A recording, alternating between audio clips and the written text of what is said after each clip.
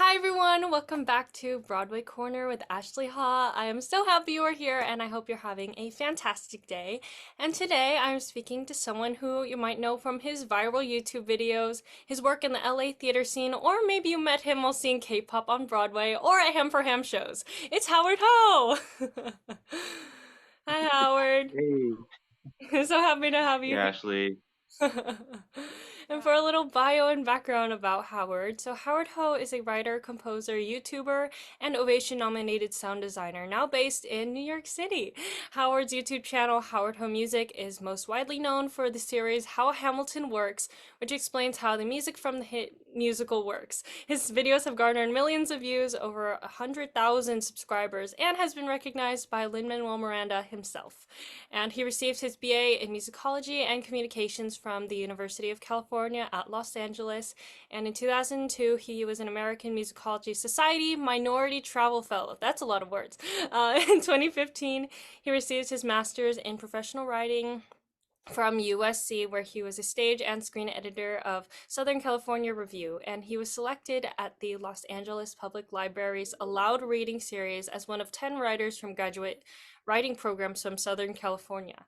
And in 2014, he performed his poem Jeremy Linning in the USC Visions and Voices Poetry Slam with jazz musician Rod McCurdy. So hi Howard, so good to see you again. Yeah, Ashley. Yeah, that's kind of a blast from the past. You mentioned a lot of things that like most people don't talk about. So I'm like kind of like, whoa, that's Yeah, really yeah. cool. And I'm like, you're from California, Obviously, I live in California, very close. I mean, you've worked at like East West Players, like Center Theater Group, like all the places that like I would have seen just from being in near LA. I was reading it. I was like, oh my gosh, I wonder like, how much of your personal work like I had seen without even maybe noticing it, just because like my parents would always take me to see like shows in LA because it's the closest thing to Bakersfield. Yeah. It's obviously very cool. yeah, yeah. I mean that's the cool thing. Like theater is such a great little tight community, and so the drama bookshop is like not that far from where I live, and they had a little table of like Asian American plays because it was API Heritage Month. And I was like looking around, I'm like, oh, these playwrights are all my friends, and they're all like some of the shows I've actually worked on, and it's just like kind of cool that to know that like, yeah, like if you work long enough, in theater, you just start to know all these people and then start to work on shows that people have seen. So like I'm very grateful for that. I mean, you're seeing so many Broadway shows now. Like it seems like almost every day you're going and doing something new or seeing a friend in something new. Like Once Upon a One More Time, you went to the first like the dress rehearsal, and then you were like you've seen it like since then. Um, just to see your Yeah. friends or just it's the community that really just stays so strong. And so like at the beginning, like when you were little, when did you start becoming the multi-hyphenate that you are now, like writing, producing, like sound designing, creating? Like, did you always know that you wanted to be like create art and music for a living? You know what? I always have loved music and specifically writing music. Like I think a lot of people they were forced to play piano or violin. Like my mom actually was my piano teacher, Mm. but since she wasn't like a professional piano teacher, like a lot of my time at the piano was unstructured, which meant I would literally just sit there and kind of like start to noodle around and compose stuff and be like, "Oh, I prefer the way this sounds." And it kind of became like the piano was my toy, in a way where other people were playing with like action figures or whatever. And like, so it just became a way of expressing myself as a kid to the point where, I did the high school musical when I was in high school, and it like changed my life. I mean, I remember this one assignment where it was like, okay, we're all gonna like write essays about Lord of the Flies, or you could create like a concept album with different songs about Lord of the Flies. I'm like, I'm gonna do the album, and like, Yeah, yeah. and that I pulled an all nighter, and I remember I cared so much about it And it was like, but why? Like, who cares, right? It's just an assignment for class. But to me, that was like the one validation, these little bits of validation I had for my passion.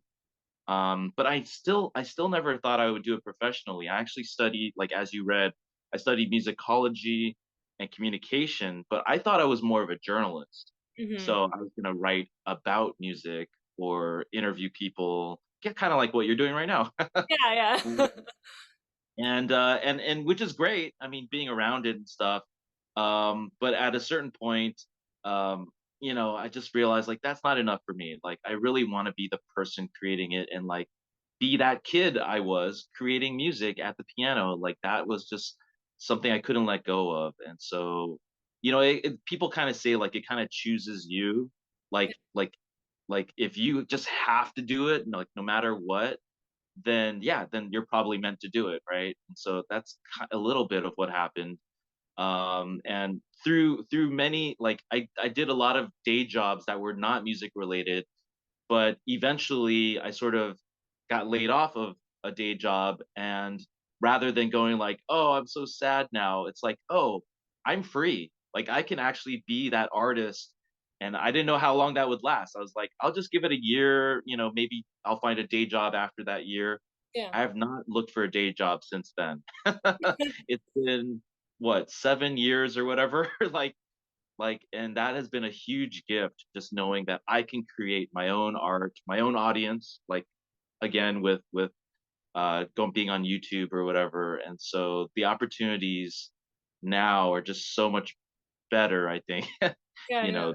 than before. That yeah, I can be that person now. Um, and also be a theater creator. So going into theater was a totally different story too. But yeah, just being in the industry, also being on YouTube, commenting on the industry, and also being a writer and writing stuff that is, that could be end up being. I don't know if I don't want to like presume I would be on Broadway, but just at theaters around the country. One of the musicals I wrote is actually being performed all around the country right now. It's a short musical that a lot of schools perform, and I get some money out of it, and I just get some satisfaction knowing that my work is out there. So that yeah. Yeah, no, it's so cool because now like you said, you're a part of it. People know who you are and recognize your work if it's not just your YouTube videos or, things that you write and you put out on either Instagram or just commenting about other things. Like you get to still kind of be the journalist side of you too and like getting content and doing that side of it while also getting to be a part of it. I think that's kind of like what I do in terms of the media stuff is so there, and it's something that's like very unique to me because most people my age or most actors my age do not do this. But then also being like, yeah, I'm going to go to school and try to be the person on the stage instead of just being the person on the side. It's like you can kind of do both, and I think that's very similar to what you do with your music. Is like you take your influence that you do have through the media and you kind of infuse it and do your own work, but then you're also doing like so much stuff on the side and doing so many projects that we haven't seen yet, but it are always being done because the work never stops, and usually we just see the finished product but we don't see the entire process that yeah, it took to get there. So I just think that's really cool. I admire you actually, because I'm like, if I had started when I was your age, like I just, I like, you're so far ahead of the game that I'm like really excited to see where you can go. Cause literally, like I didn't even know that you sang and danced and whatever. And so learning that later, I'm like, oh, like this person can do everything, like anything that they want to do. Like what is the future? The future is yours, like the future standing right in front of you, which is a quote from K-pop, Yeah, right? yeah. Yeah, of course. So like I'm just so excited. And but people can start at any age. I think that that's also important to realize too. Yeah. But to know that you're getting there like right now, like so smart. And like yeah. Well, thank Never give up any of those things, because sometimes people say like, no, you have to focus on this or that, and it's like, no, you don't. No, you. you don't. You just be you. Just be Yeah. just be what you do. I mean, even in my like choosing where I was going to go to college, I was like heavily considering just doing Manhattan, like going to Manhattan. But then I was like, no, like that's not, I don't want to be there just for my content stuff or podcasts or whatever. I'm like, no, I have to like, this is my investment in myself this time instead of just being like, I'm gonna go and interview everybody and always be around theater and see a million shows. I was like, no, I'm gonna take the different road this time just to like ensure that I do have that future. But thank you so much, Howard, for saying all that. That's very sweet of you. Yeah. I mean it. I mean it. Yeah. And then, well, how did you come up like starting your YouTube channel? Like if you go to the bottom, like you don't have, I mean, in a way, it's not like you have hundreds and hundreds of videos. It's like each video is very thought out, very well done. And it seems like you've been doing this for at least 7 years, like that you said. I mean, the Lynn Sanity video was the first one. So like when did you start content creating? Because that's such a giant part of your life now. I I never thought about it being like a content creator. I just thought, I just like post stuff that was I was passionate about, right? And I think the thing with it was is that realizing that, oh, literally people are just posting themselves playing piano and they get all these views and stuff and they kind of get recognition as a musician. And I'm like, okay, well, I could use some people like noticing what I do, because then I could push that focus towards other stuff that I do. And so I just kind of thought of myself more as a musician than I thought of myself as like commenting on, musicals and stuff. But what happened was I did a piano cover of Hamilton, because I feel like I'm like not right about things a lot of times. Like I don't like make predictions or anything. But except for Hamilton, I knew Hamilton was going to be big from the moment, and this was like late 2014, before it was ever produced. And I read about it from Sondheim's book, from all places. Sondheim wrote about Lynn, saying that Lynn is like so good at rap that he's gonna make rap like, even for Alexander, like, and he said Alexander Hamilton musical is happening, and that Lynn may be able to do something with rap that no one's seen. Cut to like me going like, holy crap, what is this? And I was already a big fan of Lynn from In the Heights, Yeah. so I knew like like that sounds amazing. I went online immediately, and I was like, this is this is gonna be the biggest thing ever. I mean, And you were right. I don't know if you know, but it was like my like gateway into theater, like most people's. It definitely, I mean, I was so young. I was like maybe 12 or something, but yeah, that was like my entry to theater was Hamilton. wow, being 12 and having that, that's Or that's maybe I big was for 10 me. because I was like, I don't know, maybe like or even more, it was like 9 or 10, like just very, very little, and I had no idea about anything.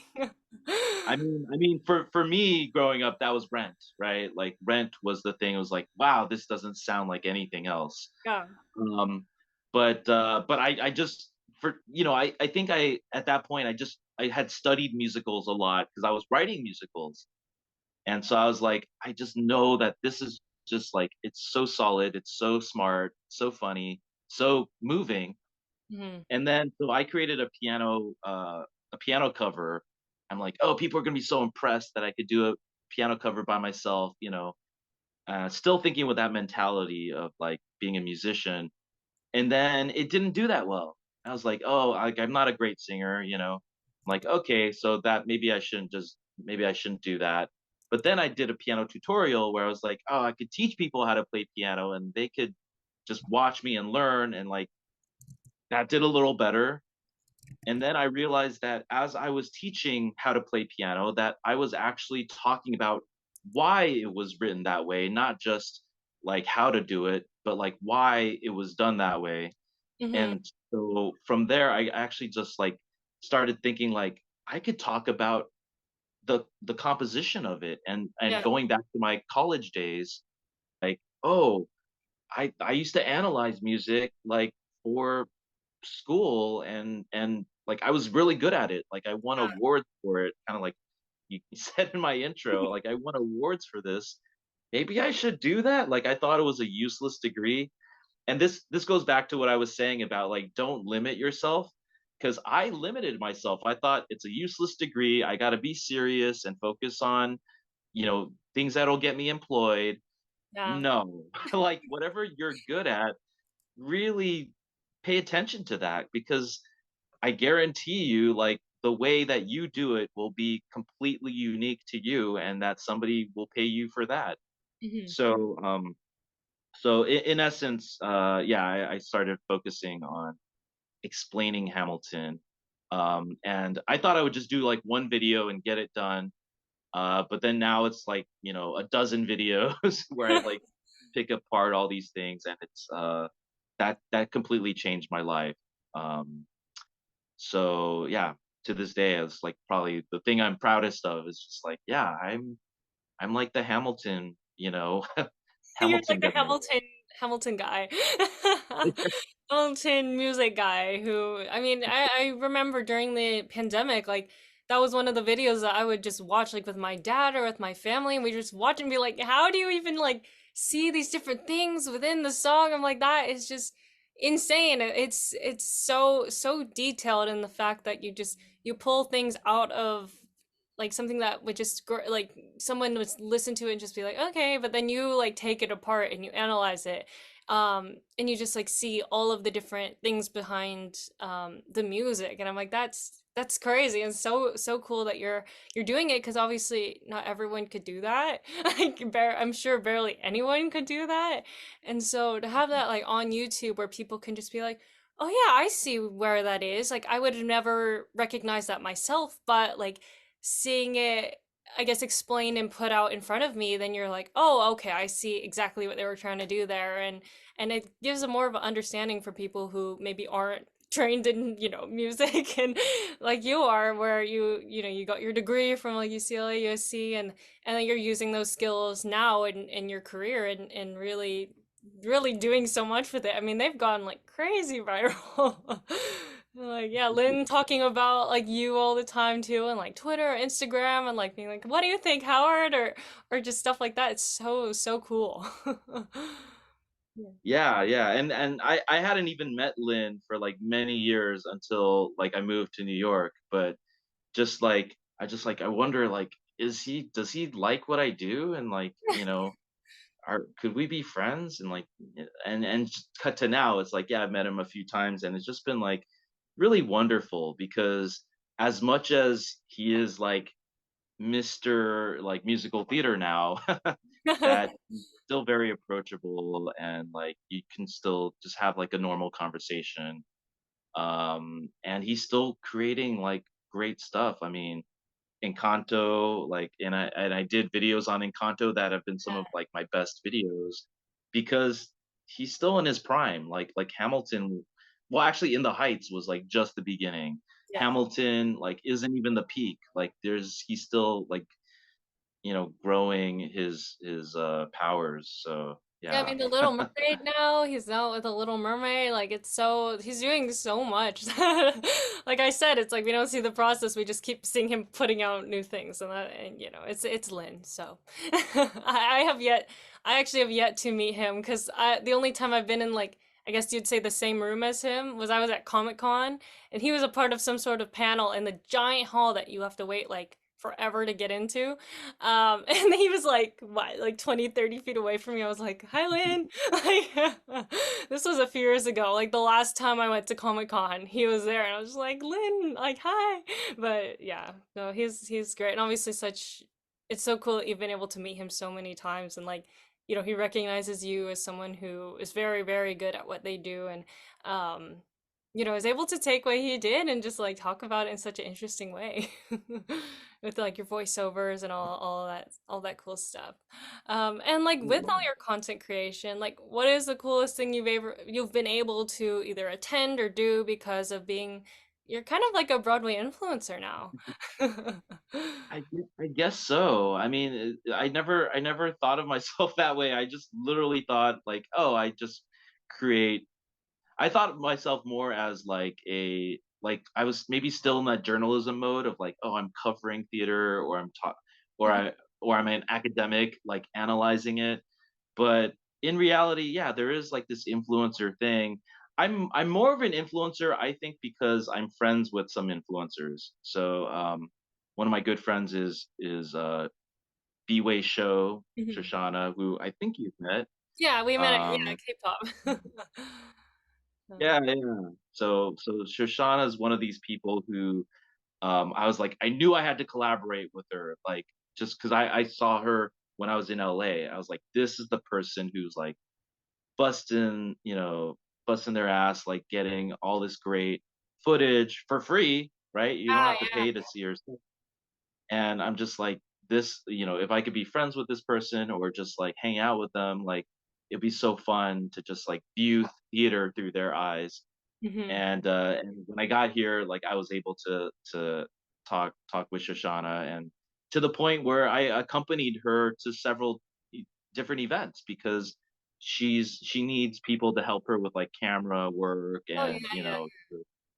and so this past season I've been able to go to the Obie Awards, the Lortel Awards, and next week I'll be attending the Drama Desk Awards, Mhm, mhm. and which is crazy because to me these awards, I mean, like literally, it's attended by the entire Broadway community. Yeah. But even more than that, like I get to attend it as like somebody who's working. Like Shoshana will interview them directly, and so I get this insider view of that through Shoshana, really, that I wouldn't otherwise have. And I don't even think the Drama Desk Awards are like public because it's I gonna don't be at Sardi's. Yeah, I'm like, I don't know, because I don't think I've ever like watched the I don't know if it's public or not, but it's so awesome that you're going. I mean, it's one of the definitely one of like the big awards like that everyone kind of waits to see who gets and everyone wants to go to. Yeah, I think they've already announced the winners, but that the winners are there then gonna be like have kind of a ceremony. Oh, I see. But it just just to be in the room with them, just to kind of see them, kind of like as normal people. But the best award definitely was the Obie Awards because it's more of like the off Broadway community, and you really see them be there for the love of it rather than it's not like commercial or anything. It's Yeah. really about like and it's not competitive. No one's like trying to like beat anyone else. Like everyone is just they've already won their thing and they didn't win over someone else. And everyone's just having a great time and just loving the art form, which I like cried so many times during that show. And I was seated like 3 seats away from Jason Robert Brown, and that kind of thing. It's just like you get to kind of experience theater up close and personal. Like I feel like Tony Awards like would be super fun to go to. I don't think I'll get to, but it's just going to be different because it's going to be more about the commercial, like Yeah. trying to advertise Broadway, and Yeah. and people are going to be a little further away, right? But yeah, that I would say that the Obie Awards it was incredible. Yeah, I mean, like just any kind of event where it's like the community, it's just, I mean, it seems like so much fun. I wish I could like, just go to different things. It's like when you're so far away, it's kind of, it seems again so far away, but then I'm so happy for you that now you're there and you're like, you're living in the city, you're doing everything. You get to go to all these cool award shows. And like, also like you saying that you were sitting a few seats away from Jason Robert Brown actually reminded me when I was at the final show of K-pop. I don't know if I told you, but I was sitting right behind David Henry Hwang, like literally Oh right yeah. behind him.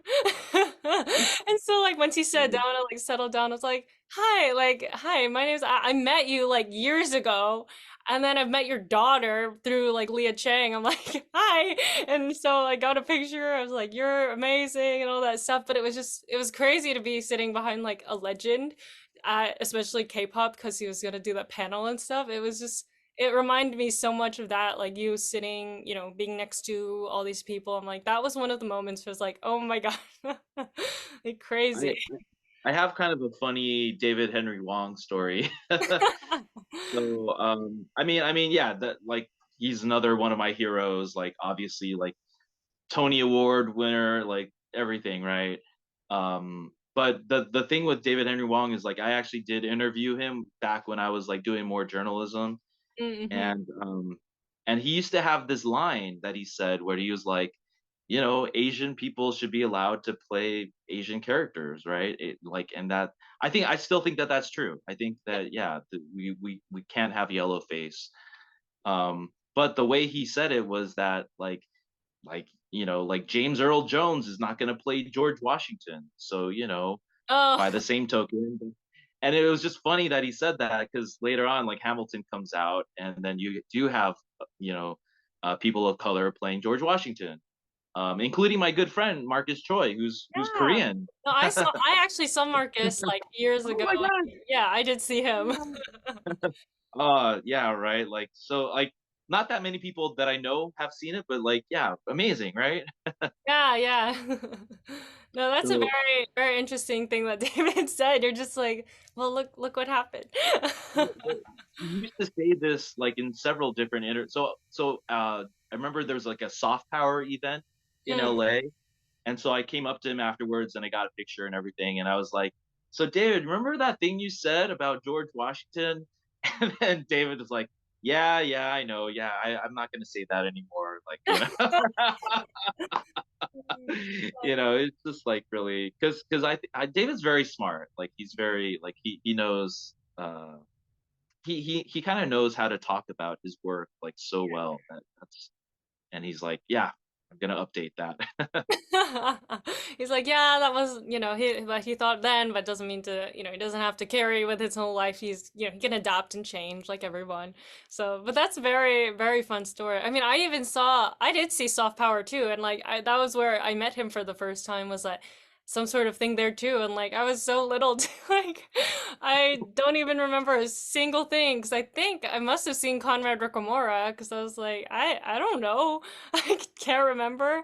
Because I mean, seeing him in Little Shop years later, I was like, okay, this is crazy. Like, Oh um, wow. yeah, and I was like, so I mean, I love making little connections in my mind through like doing this or doing this. I'm sure you do that too with just like your friends or people that you see in the theater community, and it's fun. It's just pure fun to be like, oh my gosh, I saw him in this, and now I'm seeing him in this, and then I'm doing this or whatever. And like I saw that you did that video too with Marcus Troy, like on your YouTube of like interviewing him when they were at the Segastrom. I mean, that's where I saw it. So I'm like, it's cool and crazy. It's awesome.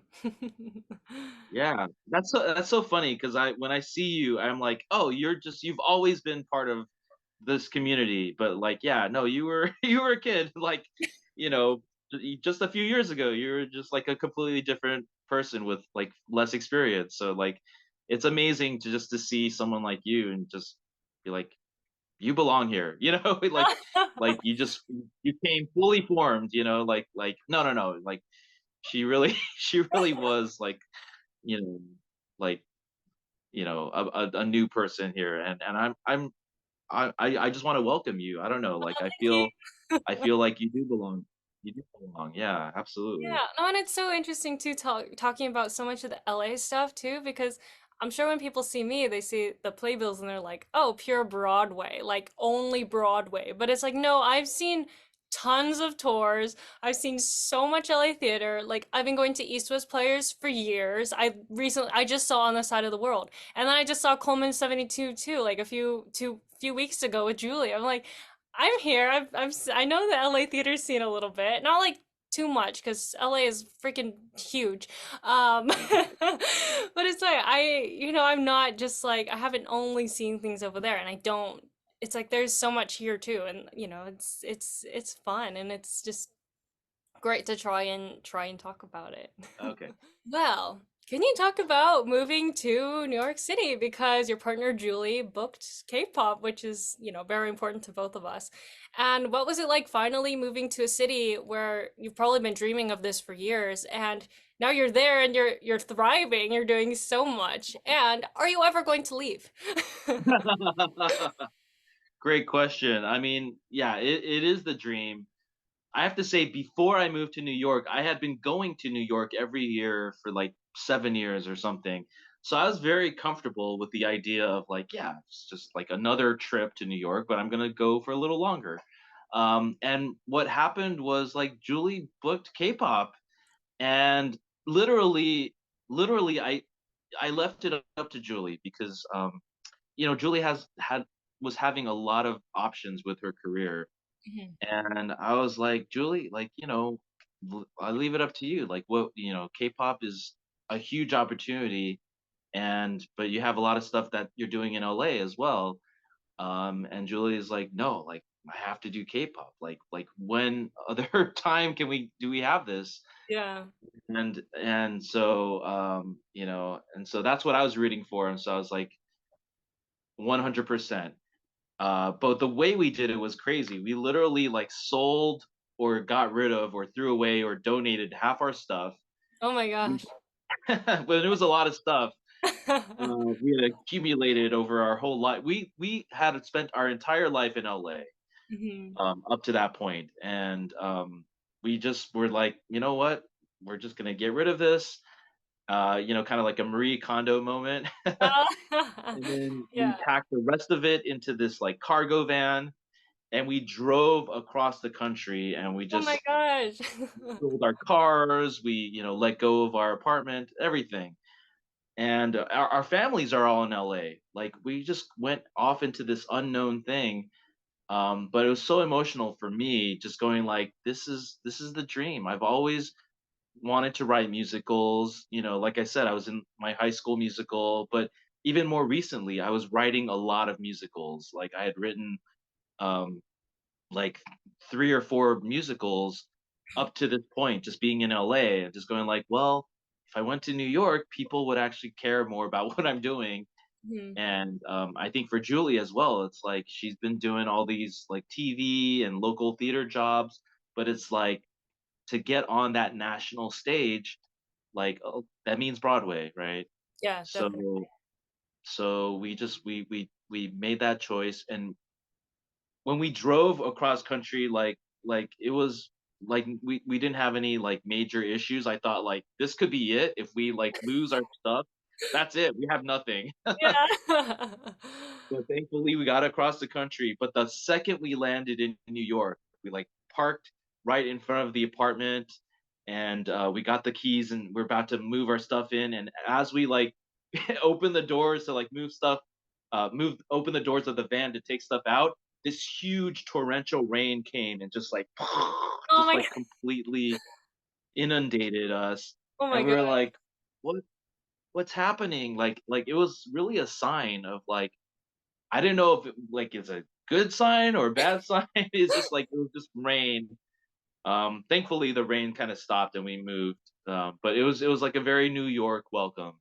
Yeah, yeah, Uh, definitely. and it was like pretty much nonstop since then. Like Julie, it was in rehearsals constantly for K-pop and constantly just like trying to, like it's a lot of work. Yeah. Not only being in the show, but being in a new city, being Yeah. in a place like she didn't have any of her regular thing, like no car, no sort of like the space we have is like twice as small, Mhm. fitting, and 2 times more expensive, and so just the challenges were like so different. But I think ultimately, for me, I wasn't working because I was like there supporting Julie. Mhm. I was still working on YouTube, but like I didn't have a boss. I was my own boss. Yeah. So I was out there having a great time, and like I think I feel a little guilty because like, oh, Julie's like working so hard, and I'm like, oh, I saw another show today, and we're hanging out with Shoshana, and Yeah, uh, yeah. but so ultimately, I think my experience was a little better than Julie. Just, I Mhm. mean, Julie obviously being on Broadway is like I have no idea what that's like, but just in terms of being around it and kind of living the dream of meeting your heroes, and you know just having you know like just being able to like get out of bed, walk across the street, and there I am, like meeting, whoever, Lynn. No, that's what I Um, felt like when I was in the city for a month, like doing my NYU program. I felt that exact same way, where I could just get on a train, go 2 blocks, like 2 stops up, and then be there, and then be in the center of everything. Yeah. yeah, so it's been fantastic for me. I think my plan is to not leave. I mean, ultimately, I can't leave until I make my mark, until I do something. I actually have stuff that I'm working on coming up in New York. Like, I wrote a short play that's going to be at the Samuel French off Broadway short play festival. Mm. Um, and which is, it's kind of like a competition, but literally they chose like 30 plays out of like 1,000 plays or something, Oh and wow. mine was one of them. And then you do kind of like these play readings, and then of those 30, like I think six will be chosen for publication with Samuel French. So I'm just like, oh, like this is, you know, people are gonna get to see my work, and maybe I'll even get published. Yeah. And I don't know if you know, but Julie's also a director, and so Julie's gonna direct that play. Mm. So it's like that's when I say it's the dream. It's like, yeah, like that play I originally wrote to be in LA or whatever, but to have it here where like it could be published, it could be seen by all these people, producers or whoever, or just my peers, just like fellow playwrights, like that's so huge to be in that conversation. Part of your work, part of that world. Like I'm like Ariel, right? Um, but yeah, so that's happening. I have like another play of mine is like a finalist at the O'Neill Festival, Mhm. um, which is one of like the biggest festivals for playwrights. Yeah, And yeah. so that kind of stuff. It's like, actually, you know what? I don't know if I should say that because it hasn't been announced yet. It'll be announced soon. You're not going to post this for a while, right? Depends. Okay, But whatever, yeah, right? yeah, we'll No, get no one, it. no one's gonna be upset, I don't think. But It's okay. but yeah, no, it's like things like that are just like I know that I'm part of the community because I keep you know getting these things that like keep telling me like keep going, right? And that's what Lynn has told me too. He's like, keep going, like keep creating. And so even though K-pop ended, it's really sad, Mhm. but I know that like I'm on the right track, and Julie's on the right track. Julie was just in a reading here Mhm. in here in New York. So you saw her in Coleman. That same director, who's like one of the greatest Asian American directors, Yeah. cast her in New York as well. So a lot of people got to see her do that outside of K-pop. She's like again, there are so many opportunities that in New York that I cannot give up on, especially since we just got here. Yeah. It's been less than a year. We're coming up on a year in July. Yeah, no, and it's so great for you and for Julie because I mean again she was just back in LA just for a little bit for the play and it's cool that she's working so much like I feel like she's just always doing something else and yeah it's so great. I'm so excited for you and her and she was saying she like about she just likes being in LA or likes being in New York. I'm like they're both so great just to be places that you can work in and make your life professionally. And again, with all your projects coming up, like that's amazing how people are going to see it. It's like when if you keep doing good work, like eventually the right people are going to see it and something, is going to happen from that. So I'm just so excited for both you and Julie just making, pursuing your careers in New York City. It's great. Yeah. And like since you said you had a little bit of a better experience just being in New York during the K-pop era, like what was it like for you to be with Julie like throughout this process? You attended the show a bunch of times. How many times did you actually see it? So I counted 18 times. which is not the most, but it's up there. Definitely, yeah. And it definitely I mean, I love seeing the show, like just walking into that theater. I mean, you've experienced that. And the thing with it is that when you're in it, like when Julie was like deep in it, it's really hard to see what that experience is like from the outside. But for Julie, I know that it was a lot of work because there's so many changes that were happening. Yeah, There were so many rehearsals, like literally they rehearse and perform on the same day, and like you have to keep it straight in your head, like, oh, what we rehearsed is not what we're performing because it's different versions.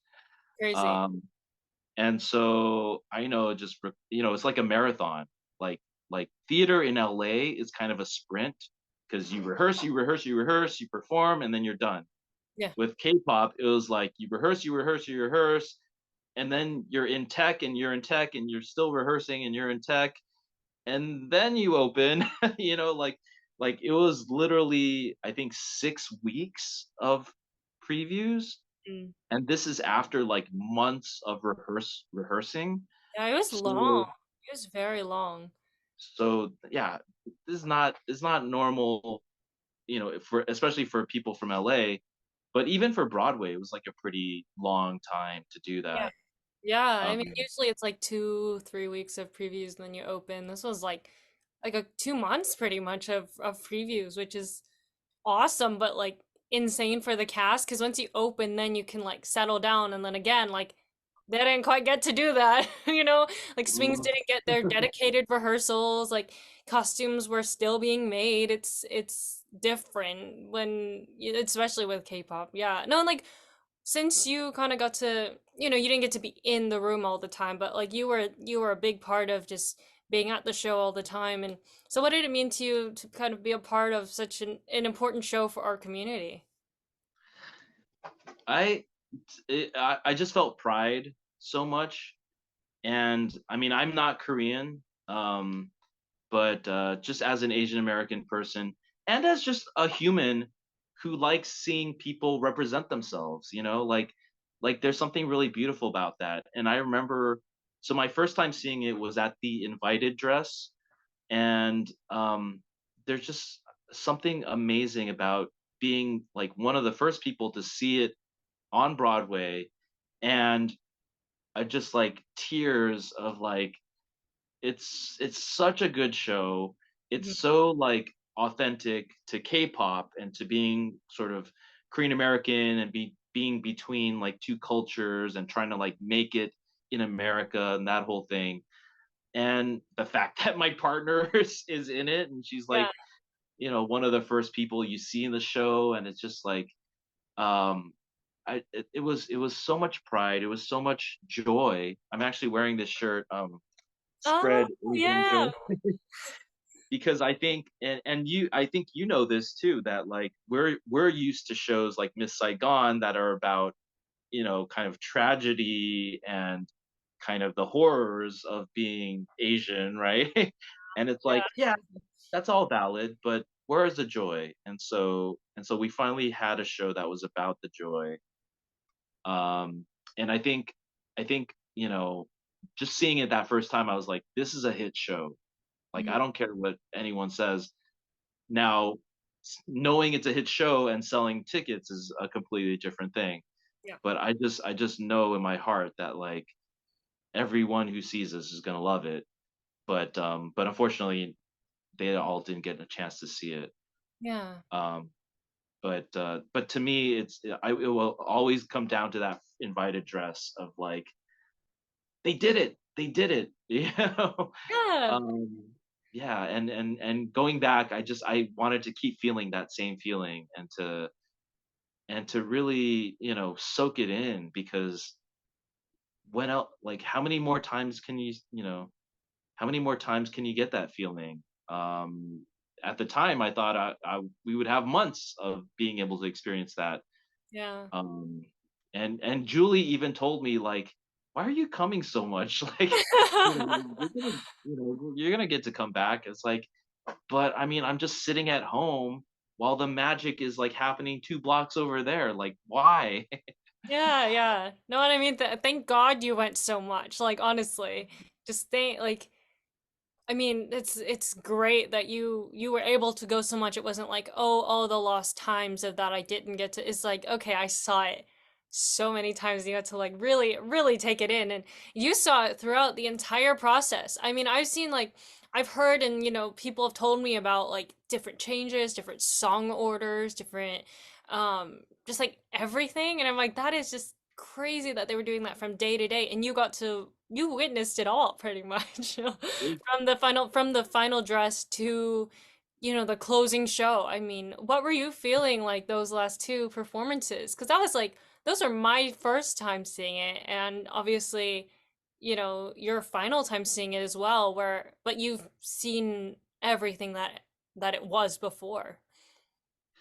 Yeah, I mean, I definitely think that those final 2 times were so emotional, just knowing that, yeah, it's just gonna go away forever. Maybe not forever. Maybe it'll come back. Knock on wood. But like this version of it at least. And I think what was amazing with those last 2 times was just seeing the community come out. Like, so that the penultimate time, right? We had that big rally, Yeah. before the show, and to me, it was like this is what it should have been from day one. Oh yeah. Like I looked around, I'm like, this is exactly what this show is, but just for whatever reason they couldn't get it together. Like people were confused about what the show was or whatever. It's like, no, once they know what this show is, like this is what is going to be like every night, like people Mhm. cheering just because they love it, just because they love the music and these stars.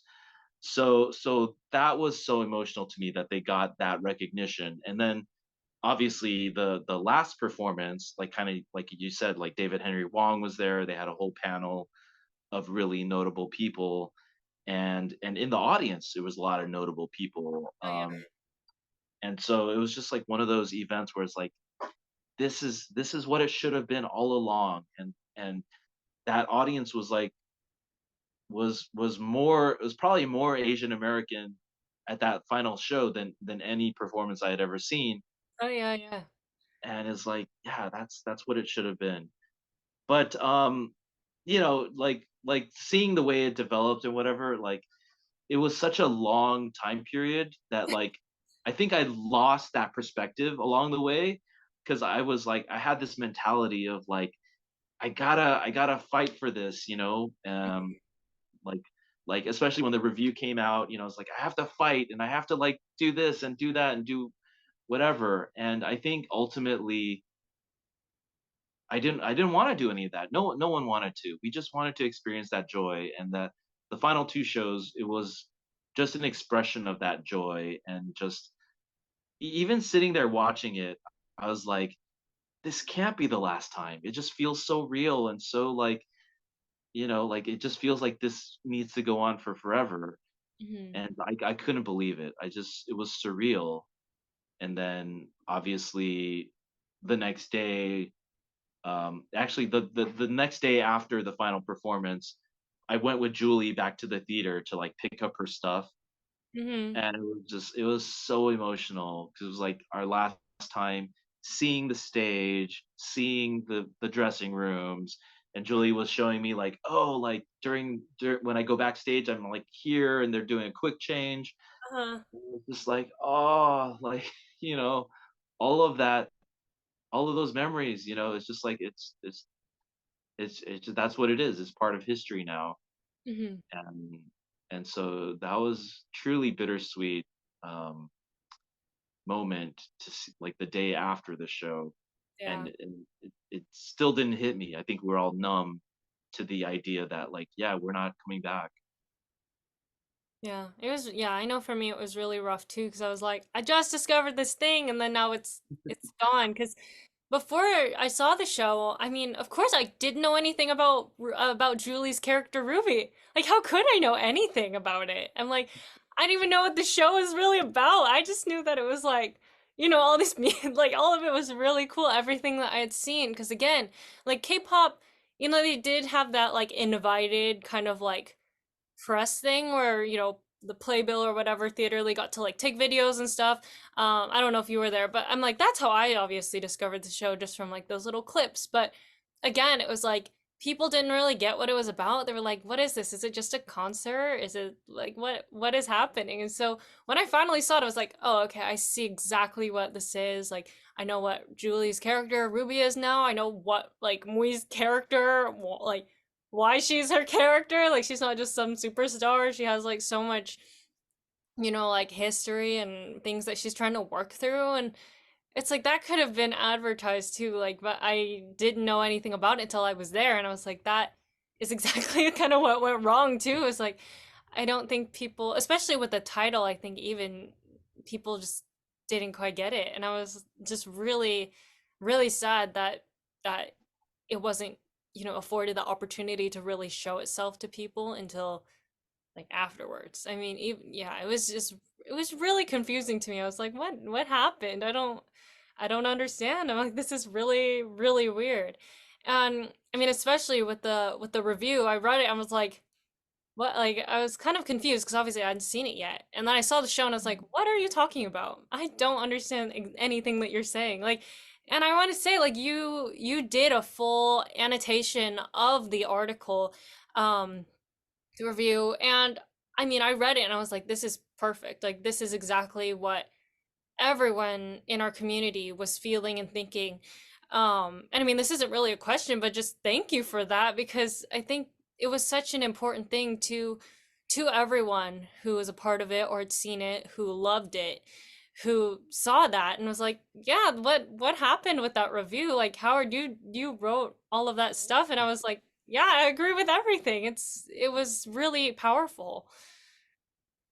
Yeah, yeah. I mean, I think that review was, it pains me to say it because you're like, reviews shouldn't really matter. Like if a show is for the audience and like the audience loves it, who cares what the review says, right? But the reality is like the New York Times review still has an enormous power, and I think to a degree that's like really unfair because Yeah, literally in that review, right?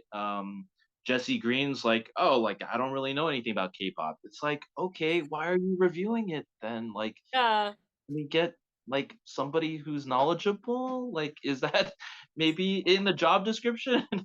yeah, um, so to me, it was just an obvious like I'm just gonna tear this thing apart because I don't understand it and I don't, and I get it, like K-pop is not a traditional musical, yes, but not every show needs to be a traditional show. Like some shows are traditional and some shows are progressive and pushing the art form forward. yeah, And so the idea to me that you're just going to judge a show based on these like old standards of what a show should be rather than looking to the future of like, oh yeah, like maybe there are genres of music that we're completely ignoring. Maybe there are entire races of people and, demographics of people that we're ignoring. What about young people who like love K-pop? Like they're not represented in all these shows that have musical styles that are not things they grew up with. And hmm, so to me, I'm just like, as a composer myself, I'm like, I care so much about this art form, but I want the art form to survive. I studied classical music, in musicology, and like at a certain point, classical music was just not that well known by people anymore because it just didn't fit in with, it didn't update itself. no, yeah, it just Like, stayed the oh, same instead of adapting. yeah, you just hear the same symphonies over and over, and which is fine. I love those symphonies, but you also need to adapt and update so that the art form stays relevant. And for me, like that's what K-pop does. It's like now people know Broadway is not just, these shows from the 50s or whatever. It's like it's now. So to me the review was just like it just came at it from a completely, mean, kind of mean-spirited, unfair, and frankly incompetent viewpoint. They, Yeah. they literally said it, like, I don't know anything about this. Great. Like, you can sit down now, you know? Um, but I think thankfully when I posted that, the annotations, there's so much support, so many people just going like, "Thank you for saying this." And Yeah. I wasn't even gonna say anything, but it was really seeing like Abraham saying stuff, Yeah. Abraham in the cast, and seeing John Yee say stuff, just that gave me the courage to be like, well, who, they're standing up for themselves, but like they need more than that. They need We need people who, support. Yeah. More support.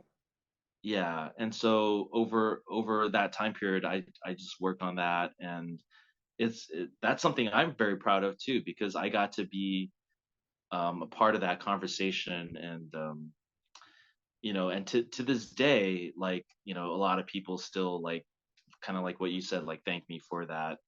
And hopefully that fight's not over, because Jesse Green's still there and he's still writing Still these reviewing unfair. things. Yeah. Yeah. Yeah. So no, but I think to me that's like one of the benefits I was able to provide, was that on YouTube I'm an analysis guy, right? Yeah. You So are. I could just do my analysis on this review. Yeah, and I mean, you're a journalist too. It's like you're Yeah. fully qualified to talk about this and do that. And I think that's why people responded to it so well, was it was like you do have the education and the credentials and everything to back up everything that you're saying. Whereas Jesse Green writing about K-pop, he didn't in that situation. I'm like, I'm sure he's, a great reviewer with some specific things. This one, like, just was not the best. I'm like, where is an Asian person who can, or an Asian K-pop lover who can come and review this? Like, I mean, K-pop made me start liking actual K-pop. Like, I mean, I'm like, I consider myself like a Blink now. I love Blackpink and like all these different things. It's like, yeah, it does introduce you to a new genre that you didn't know before. Um, and just with the review, it seemed like maybe he didn't quite know what he was talking about in that one. And that he just wasn't the person that should have been talking about it in the first place, because it wasn't like K-pop is for everyone, but it's it was not he is not the target audience that they were trying to reach. They're trying to reach people like you or like me or like every other Asian person that was sitting in the audience on that final day. It's like that's the audience. That's the target audience. Um Well, I Jesse think I Green, think it's different. I mean, I think that with Jesse Green, it's like people have blind spots. Like, I think Jesse Green said some things that were very racially biased. But that doesn't mean that he can't write a good review for like a show that is centering on Black people. Yeah. Because I think Jesse Green has certain perspectives, and he's like, oh, like, he understands the Black perspective in a way that allows him to review it or connect to it or whatever. I don't know that he has that connection to Asian or Asian American culture. I haven't seen it, and so I just think it's like a blind spot, and we all have blind spots. There's nothing wrong with having a blind spot, but when you do have that blind spot, maybe just think about like, oh, I shouldn't like be so mean about something I know nothing about, right? Because I'm literally like a guest here. I'm like, a tourist in this show. So maybe I'll just like listen to what people are telling me, or have an open mind. Because I do think that a lot of older people or white people, or people that have no connection to K-pop or Asian American culture, still love the show, because it's just a good show. I mean, it's like a star is born, right? Like, do you have a dream show to work on? Obviously, you're doing so much of your own stuff, but if you had to like choose, would there be something that you might want to do in really any of your multiple professions? Right. Yeah. I mean, it, I think as a person who writes shows, that like, I think my dream is to, yeah, have one of those shows, get produced. Actually, one of my plays is being produced in October in LA. So I won't that be is here anymore. that. I was like, I won't be here anymore. I know. Ah, dang it. Yeah, But but my it's family can go see it.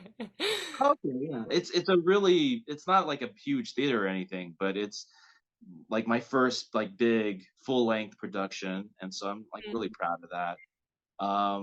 But yeah, I mean, I think my dream is to see one of my musicals get produced. Maybe I'm on Broadway. You know, it's just it feels like so funny to say that because it's like, oh, that's like, is that possible? But it is possible. I know it's possible. And so, you know, that's that always remains the dream of like seeing that happen. But but yeah, just like working on like I got to work on The Great Leap in Alaska this past year. Mm, mhm. I don't know if you know that play at all. It's I by I need to look yeah. it up now. Yeah, it's by Lauren Yee and who's, you know, amazing playwright. She wrote Cambodian Rock Band, which is kind of a musical. Mhm. And she's also writing the book right now for the Wrinkle in Time musical. Oh, interesting. Yeah. Yeah. So this is a person to watch out for. But I got to work on her play The Great Leap, and I've even told her this. I'm like, you wrote a musical. There's no music in it, but you wrote a musical because The Great Leap is so like they have all these lines that are repeated. It kind of feels like they're like melodies. Oh, So, uh-huh.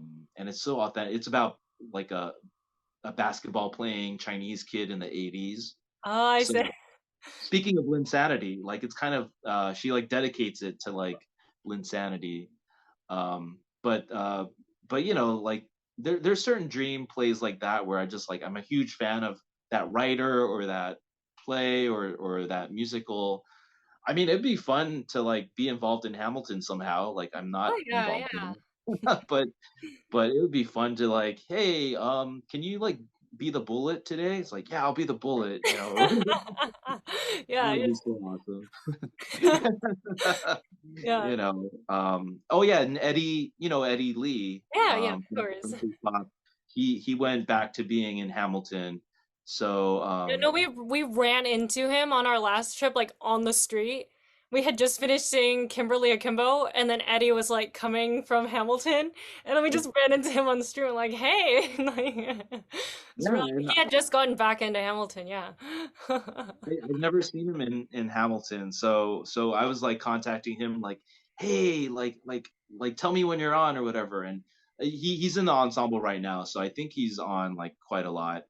But Yeah, um but yeah, so it's just like that kind of thing. It's just like yeah, being part of these shows that I love, absolutely. But hopefully one day being a part of a show that I created. yeah. Yeah.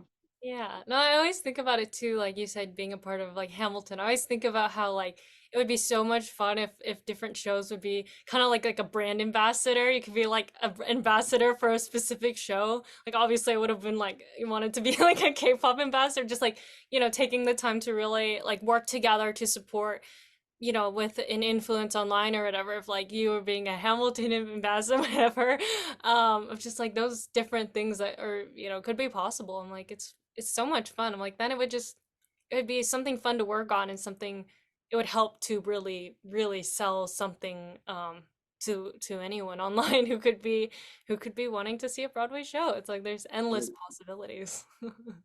I think Hamilton is like so big that like they That don't one doesn't really quite need it as much as other ones, but yeah. still be very fun. Yeah, no, I would have a blast and yeah, I mean you saw in my video with Marcus that I was able to like be on stage and kind of check out the stage and like that was so great. I mean, it's you know like and being able to see Marcus in it. Like I think Yeah. honestly when I saw Hamilton, I was like, okay, so you know like Philippa Sue's in there, you know that kind of thing, but like like I would love to see you know Asian Hamilton, right, or Asian Burr, and there have been now. Like I actually saw Asian Hamilton with my friend Mark De La Cruz, Oh, who yeah, yeah, of course, yeah. he covers that role, and I've seen you know Marcus and the there's like a promise to like Lynn's vision of like this is America today representing America from the past. Yeah. And like, yeah, Asian Americans are part of that America today. And so Lynn did not disappoint, and he put, a lot of Asians in the show. And so I do feel like I'm a part of it, even if I'm not like directly in there. No, yeah, But I definitely, like yeah, no, that's you're definitely a big part of it. Yeah. Yeah, no, yeah, I mean, my dad saw like when I'm like, that's my name too, but when he was born, my dad got to see it like on his birthday. And so oh again, like cool. that was a moment. And like I saw Marcus Choi as George Washington like before I cared about representation and before I knew anything. Because again, I was little. This was like 2018, 2017. Like I was so small, or was it 2019? I can't remember, but it was, it was before I kind of had a revelation of like, oh, this is why I like this so much. This is why I want to do this so much. I was like, but it still made such a big impact. And seeing like an Asian Eliza or whatever, it's like there's so much possibility. And like talking to other Asian people like who are performers, they're always like, yeah, Hamilton, like dream show to be a part of, because it's like it's been one of those ones that has actually been good at representation with us. With Eddie and Mark De La Cruz and Marcus and everyone else who's been a part of it, more recently. And it's again, it's just so great. And talking about, you're saying about Linsanity, like, can you talk about your Linsanity slam poem? Because Oh, yeah. for people who have not seen it yet, Howard performed like this incredible poem about the phenomenon known as Linsanity, and there's a documentary if you want to watch it. Um, and you also, it's not just about, Jeremy Lin as a person, but you really touched on a ton of like Asian American, issues, things that we have to face just as people. And I watched it for the first time like a few days ago. I was amazed. And like, what inspired you to write it? And like, how did it feel to like truly just perform it? I mean, you can hear in the video people are responding, people are laughing, or like, oh my gosh, like it touched people so deeply just in that performance. So can you talk about that, because that is something so uniquely, Howard, like that I didn't even know you had done that yet, because it's like your first YouTube video. Yeah, I mean, literally, it's like the two Lyns in my life. It's like Lin Manuel Miranda and Jeremy Lin. Yeah. I think that I didn't create that video. Like um there was just like a videographer there, and I had access to that footage. So I wasn't planning on sharing it or anything, but I'm like, oh, this video looks pretty good. And it's like it was an amazing event uh because they had a jazz band, but it was like, oh, we'll just get submissions from all these different like English majors or whoever has written a poem, like we'll like do a little selection. Hmm. And mine got in, and I'm not really a poet, quote unquote a poet, but I was studying poetry at that time, and I was kind of like, and like I said, I was a huge fan of In the Heights, Yeah. and I think I had always been a fan of hip hop, but not knowing if I could like really do it like genuinely. And after I saw In the Heights, I was like, that's it. I'm like, everything I do now is like hip hop. And so I Yeah. wrote all these plays where I would put a rap battle into the play because I saw it happening in the Heights. You know what I mean? Um, and to me, like, I was just having a feel. It was that era. So I was writing these raps, and so I was like, I'm gonna write a rap about Linsanity. I mean, it wasn't really a rap because there wasn't like a beat or anything, but basically like a slam poetry, like hip hop inspired. Hmm. So I wrote this thing, and I didn't, you know, I didn't know how much of it was gonna like express myself, but eventually I go into all these like issues in Asian American history, and I didn't know how it would be received. I'm not a performer. I don't usually go to slam poetry nights. Yeah. Um, and it was my first time doing it with a band, and they had never. We didn't rehearse it or anything. Hmm. They did have the poem. They had the poem ahead of time, so they had planned out how they're gonna like punctuate certain moments. So if you see the Mhm. band, like they'll highlight certain lines and Oh stuff, yeah, and yeah, they planned that. They didn't tell me about it, so we were kind of like vibing. yeah. Um, but literally, like I just no rehearsal, I just did it, and hearing the crowd was like, oh my god, like they not only get it, but like they're 100% like you know on my side. Like they know what I'm talking about. US. I did that at USC, University of Southern California. A lot of Asian Americans at that school, so I'm sure like a lot of them were hearing about the same stuff they were studying or about things that they had read about.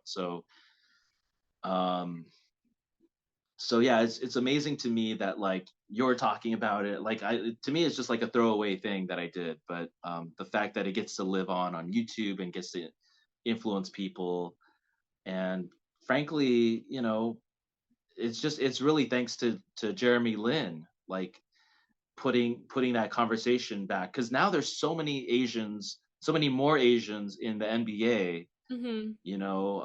There's like uh, what's his name, Ruri Hachimura, and there's like another Yuta Watanabe, I think. Like Mm-hmm. so these guys are from Japan, and then you have I don't know, like Jordan Clarkson's like part Filipino, I think. Like It's just there's more now because of what Jeremy did. Which is like with yeah, everything. I mean, with theater, it's like, Lynn did something totally different with Hamilton and within the Heights, and then, subsequently people, different things were being seen instead of just the same old thing like K-pop or, a Strange Loop. Everything kind of, it wouldn't have been able to be possible without things that have come before, just like with anything. exactly. Yeah, you need that kind of like pioneer. So I'm Yeah. I'm really grateful for I call them like actually there's three Lins. There's Jeremy Lin, Lin Manuel Miranda, and Justin Lin, who I was at UCLA when Justin Mhm. Lin was there, and who's later he went on to Better Luck Tomorrow, the Fast and Furious movies, um, just like a great filmmaker. Hmm. Yeah, and I'm like, yeah. Again, just you've, I mean, you've known so many people or have made so many connections too. Like you said, all these people on Broadway are your friends. Like these people, who's either gone to school with you or made some sort of connection where you're able to now, use that and like hang out, talk, and like talk about something that all of us really love. Because it's so funny to me sometimes when people like theater people or people in the arts pretend like they don't care as much as they do about it. I'm like, no, you are definitely a nerd and you're a geek about it. Like I know you are. Whereas like I mean I know I talk about it like so much. I mean probably too much. Just with people and sometimes people pretend they're too cool, but I'm like, no, I promise you, you're not. Like you're just like a nerd like the rest of us. Just loving something so much. And I mean even like your poetry, like with the Linsanity poem, I mean, it's like you could have, I mean, poems become songs. Like it's just kind of how things work. And it's so cool that you were able to do that through, USC and being able to really express so much about the Asian American experience through something that a lot of people, know as Linsanity, because that was such a phenomenon and it was crazy. I remember it coming out. I was so little. Again, like so many things have happened when I'm little and I recognize it now and I'm like, okay, I see what's going on. Like I barely remember seeing it, but the later impact is there, is something that was important. And I didn't realize it at the time, but now I can finally understand all of this stuff as an adult, I guess. Yeah. Yeah, total. I mean, yeah, these things have an effect on you that you don't even realize, and I think also the fact that he did it in New York is, really important. It's just like this is the city. You make it here, you can make it anywhere, right? And Yeah, yeah. so, um, yeah, and I was actually at the first preview of New York, New York, when Mm, you asked about like really cool events that I've been to. It's like the first preview of New York, New York, and just giving Lynn a hug and just being Aw. like, this means so much to me. That whole musical, which you should definitely see, is about immigrants coming to New York and trying to make a living through music. Mm-hmm. And I was like, this, like, did he write this show about me or like for me? You know, it really Yeah. felt like such a warm embrace of like, you belong here, like you got to make your dreams come true. Mm-hmm. So at every step, I think that things have happened for a reason. Like K-pop didn't quite work out, but it's laying the groundwork for something else. And I know Helen is like not stopping. Like Helen is so talented, and there's stuff that Helen's working on that will, you know, put K-pop in perspective. You know what I mean? Like I think Hannah May was like telling me like, oh, in like 50 years, like we're gonna all be sitting there at the revival of K-pop. I hope it doesn't take 50 years, I but know. yeah. Okay, maybe 20 years, I don't know, 10 years, But like, whatever. let me be in it or something like sooner. I hope so. I hope so. K-pop keeps changing so quickly. The genre, I mean. Mhm. So yeah, but we'll be there as like I was there for the first production, whatever. Yeah.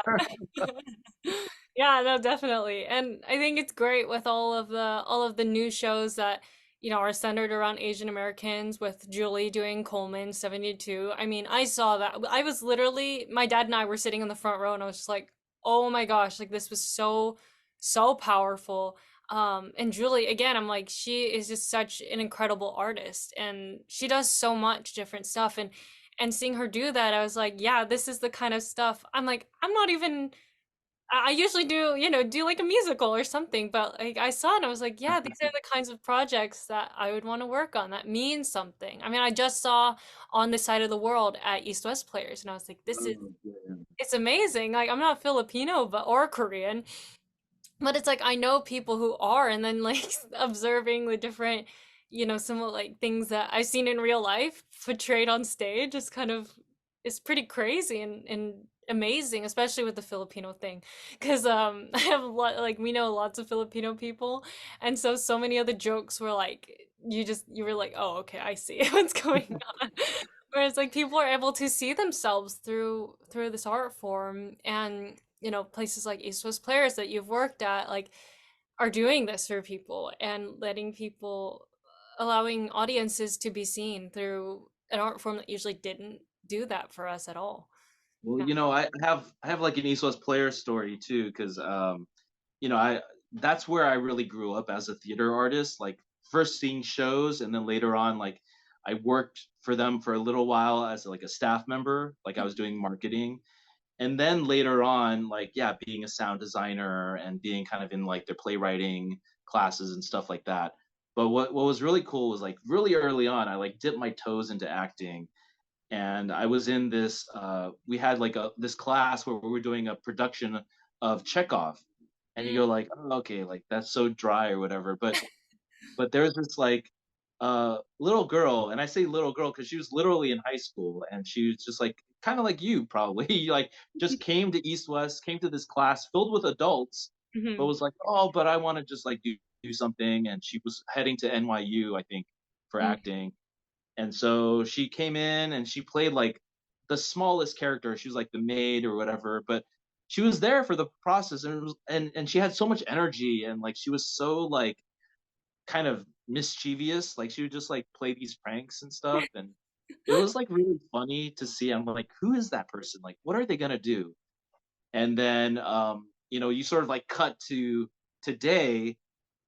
She was an Oscar nominee. I'm talking about mm. Stephanie Shu. That was Oh, Stephanie Shu who like literally was coming in as this, had no credits or whatever, but East West Players gave her that chance to just yeah. kind of get her foot in there, to now where she is like one of the biggest Asian American stars. Oh, So yeah, definitely. and to see that progression and going like it is possible, like and for you. maybe that's something that, you can think about is like she started at the place that you are now. You know what I Uh-huh. mean?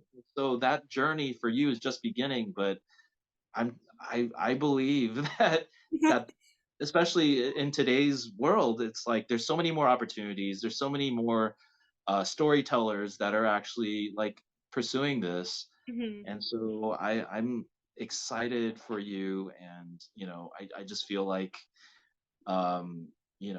the future. I keep using that quote, but it's a Yeah, good I quote. mean, K-pop has Yeah. good lines in it that is like can be Well, applied to so many things. and the person who said that line or sang that line was Kate Mina Lee, Statement, yeah, who was also just out of high school. So I know it's so crazy. Yeah, yeah, I so mean, I I don't know if you know, but I mean, I saw Stephanie when she was like in SpongeBob as carrying the computer, and I saw her as in Be More Chill as Christine, and then I was like, oh my gosh, she's literally who I'd want to be when I grow up, kind of.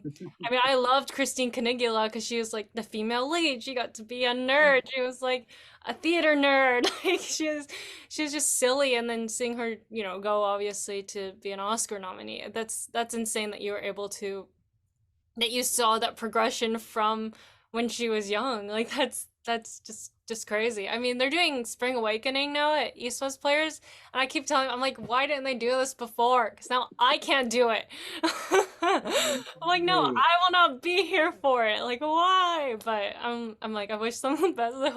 I hope they do like, finding a bunch of young Asian people to just do a story that like is about young people like figuring out stuff and well, speaking of which, I'm writing a musical kind of about that right now. So it's you kind of just a crazy thing.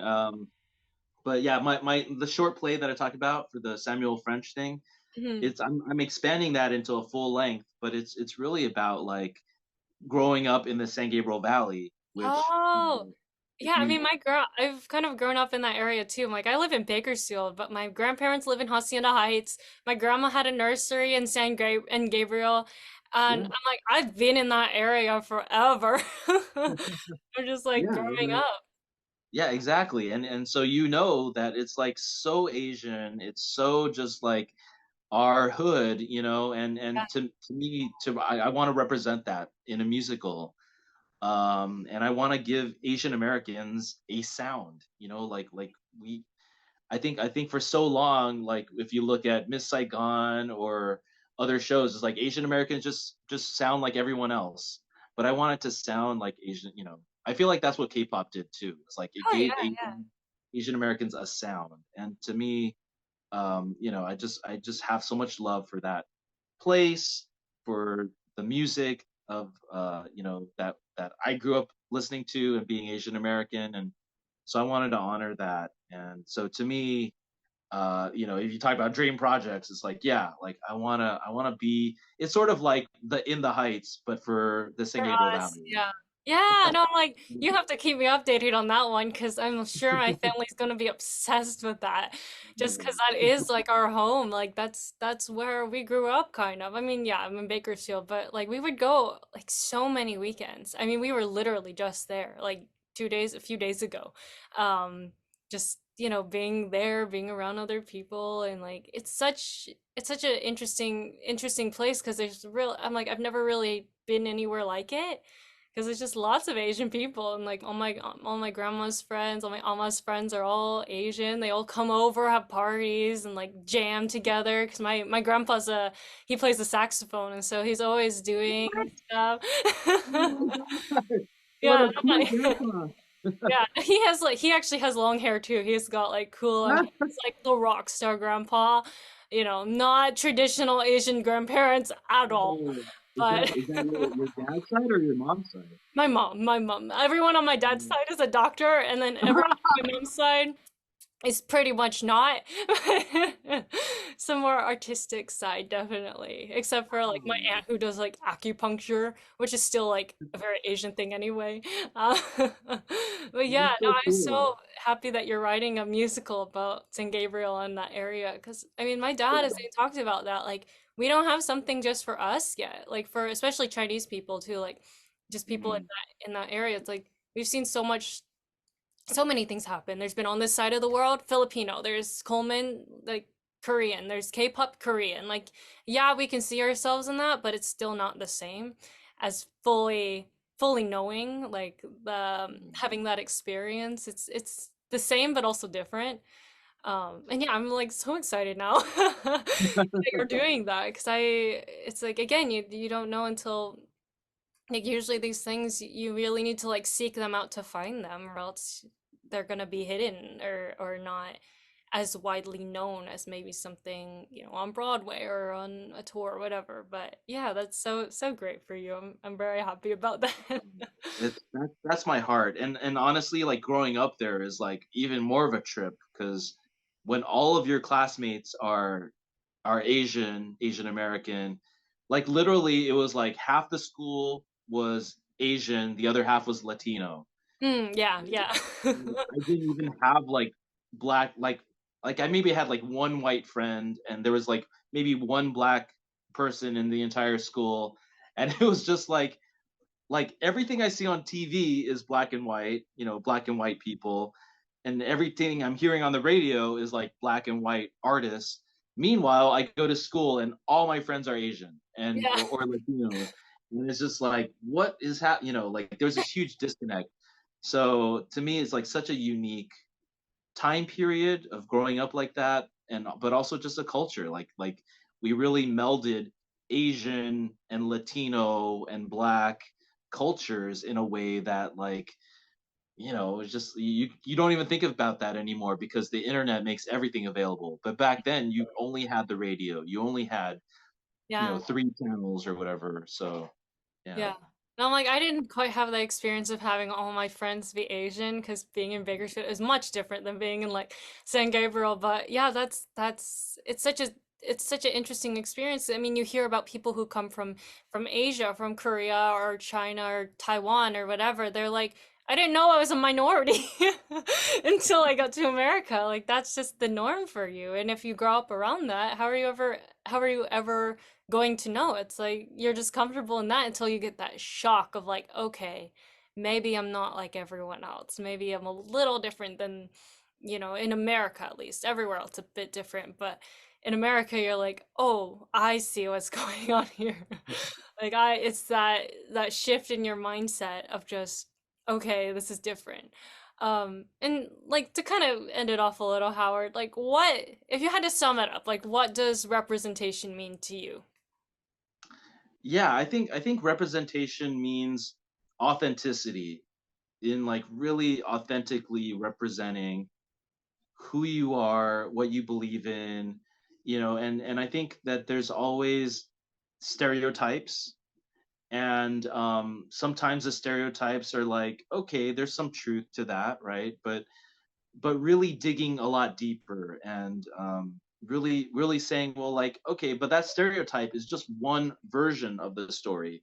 Like, yeah, there were horrible things that happened in Vietnam, but that's like literally just like one version of what it means to be Asian American. Whereas there's so much joy in like growing up in the San Gabriel Valley. There's so much joy in being a K-pop fan, in being a Jeremy Lin fan or whatever, right? And like, and so I believe in like this authentically representing yourself, of like saying we're not a monolith. There's like I could tell my story and the person next to me could have a completely different story, and both are true.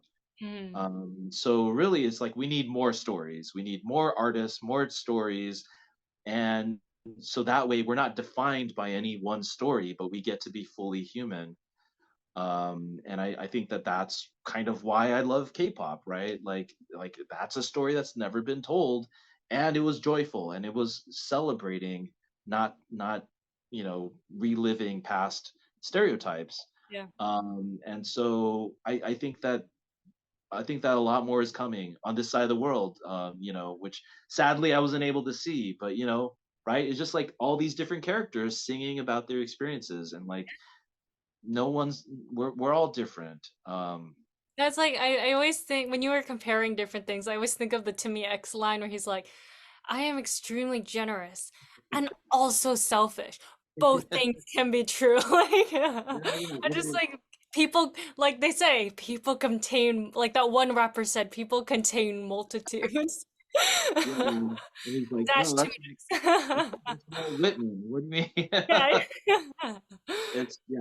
That I mean that and that's why that line is in the show. Yeah. Because they're pointing out here's the theme of the show, which if you're open to it, you'll be able to understand, right?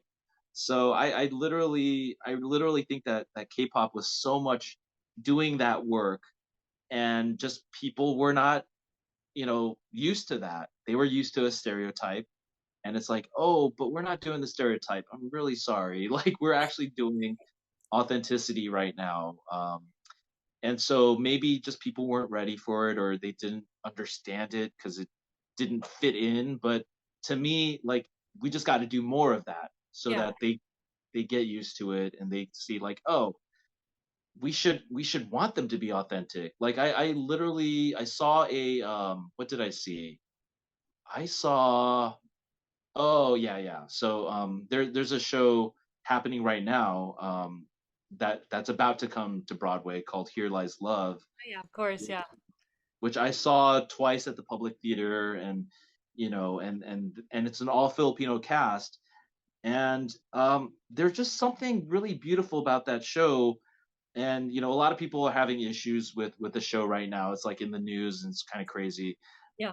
But if you just put all that aside and just go like, but at the end of the day, it's like you want to see people representing, like, I'm not Filipino, but the fact that you're Filipino and that you care about this topic and that you feel represented by this topic or that art form or whatever, that's what moves me, and I would say the same thing for, like, any musical is like when you see those authentic moments. Hmm.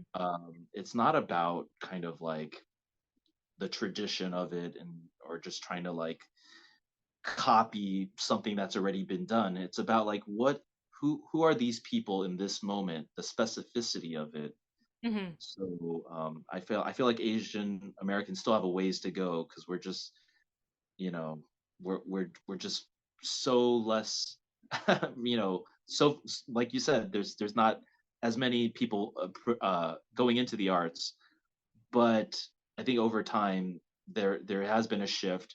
Everything Everywhere All at Once, Parasite, and like on TV. Yeah, I mean there's a bunch of shows on TV also. Well, actually, Kung Fu just got announced that they're getting canceled. But there was Kung Fu, the company You Keep, who my friend Tim Chu's in that, and Nora from Queens. I don't know. There's like a bunch of even Beef, on Netflix, and there's Or there's a like bunch there's, of and then ABC just came out, American Born Chinese. That one just yes. released. I didn't watch it yet, but I mean that was definitely, Oh it's my out God! Look, I can do this. Check this out. I mean, I was a fan of it back to the original graphic novel. I don't know if you Oh wow! could see it. Oh, I see it. American That's Born so. Chinese. Oh my gosh, that's so Yeah, cool. it was a graphic novel. But yeah, to me, like there's so many things, like I could never imagine that. And that one specifically is very Chinese American. Yeah, So I'm excited. I'm so definitely excited for that one. so like this stuff is happening, and it's growing, and we're able to see ourselves in a way that we never dreamed of before. But I do think that like musicals are different. So to me, it's like my heart will always be in trying to represent in Yeah, musical theater, where you don't. It's not just about the stories and the acting and everything, but it's about the music. And so, yeah, how do you represent us musically? So that's kind of my big goal. yeah. And with Helen, pioneering kind of the Asian American sound with K-pop, it's like, yeah, I'm gonna keep going in that direction. I mean, I was already going in that direction, but But you're gonna Helen, keep going. I'm gonna keep it, like Helen gave me that fuel of like she got that far, and I know that other people can get that far too, right? Yeah.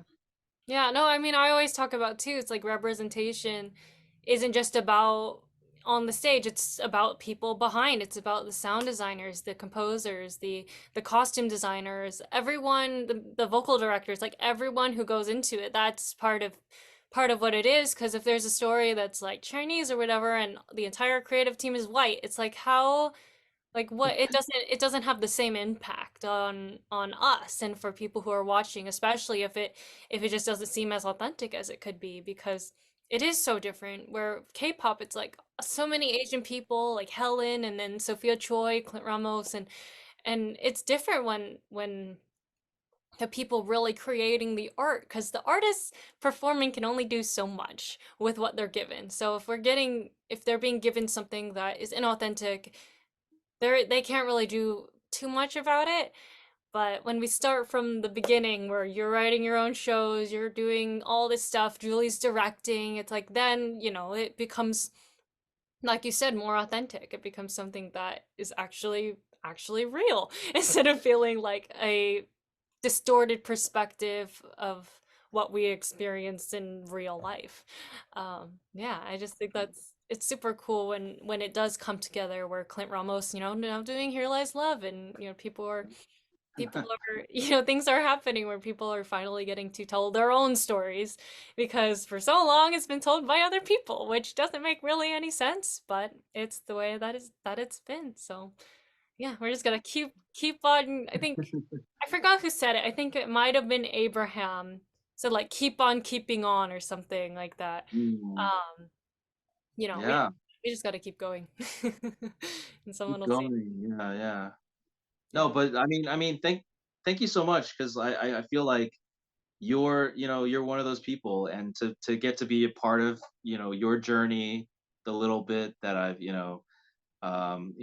sitting next to you during that panel discussion at Yeah. the last show, I was like so moved by you, because just seeing how the show affected you, I'm like, yeah, that's why I do this. That's why we all do this, is to Mhm. affect the next generation and to give hope to people. So Yeah, and I uh, mean, I think about it even with myself. I'm like, if I didn't have this whole representation thing, would I even want to be a performer? I would get bored with myself. Like, I think I wouldn't have a drive to do anything anymore, because, you see oftentimes people might burn out or lose their sight of what they're meaning to do through through their work. And so like having, it's obviously so hard and really tough, but it's like I have something to really strive for and to work for, because it means so much to people. It means a lot to me. But if I lost that at some point, it's like then it would be very confusing, I think. Whereas like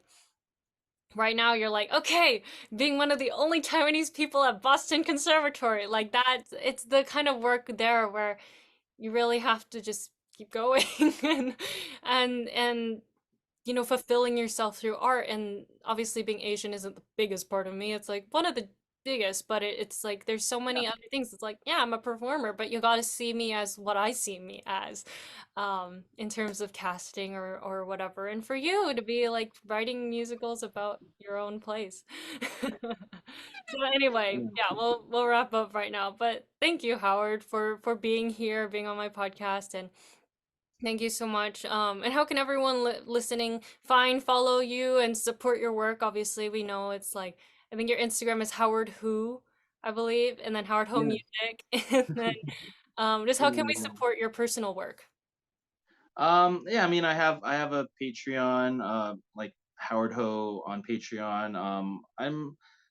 I think just like follow, subscribe on YouTube. I'm on Twitter as well, Ho_Howard. I'm on TikTok, Howard Ho Music, and yeah, I mean, I just post stuff, and it's not really. I think my main thing is still gonna be YouTube.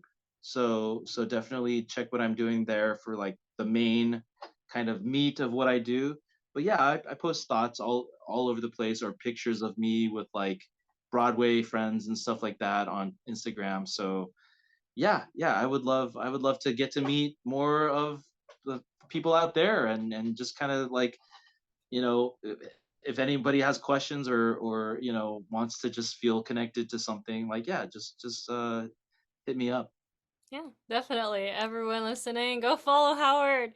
And thank you so much for listening to Broadway Corner with Ashley Haw. Make sure to follow me at Broadway Corner with Ashley Haw on Instagram and Broadway_Corner on a lot of different things, TikTok, whatever, YouTube, Instagram. And we'll see you next time. Thank you so much for listening. Thank you. Bye.